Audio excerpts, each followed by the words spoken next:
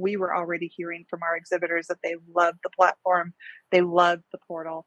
But communication, is super easy, right? Like we can send mass emails out to all of our people. We can send mass emails out to the people that haven't checked off a task yet that they registered their booth staff, right? So we can segment people and have individual conversations versus flooding people's inbox and talking to everybody about things that they may have already done.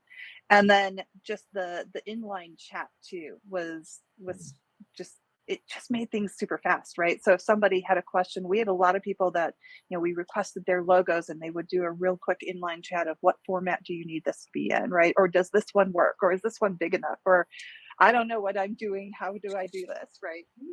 And we could have these little chats with them that were just right in the system. And if for some reason I wasn't logged in the system, I got an email alert, so I could just respond to it real quick. And that sped up the process because it took away some of the extra baggage of communication that we sometimes have to deal with, and just made it a lot easier. So that was probably, of everything that we did in there, we've talked in a couple of different conversations, that chat is probably one of my favorite features that's in the system.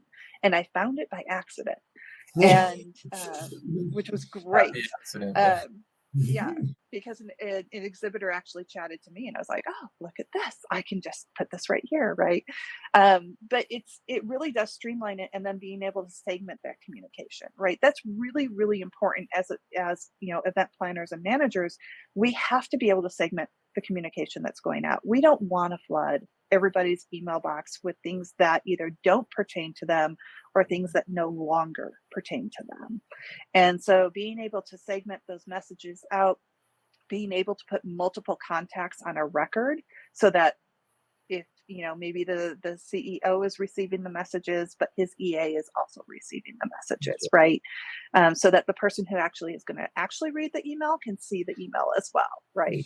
So there's just a lot of communication pieces within there that definitely were simplified this year, where we didn't have to work at those pieces quite as hard as we have in the past.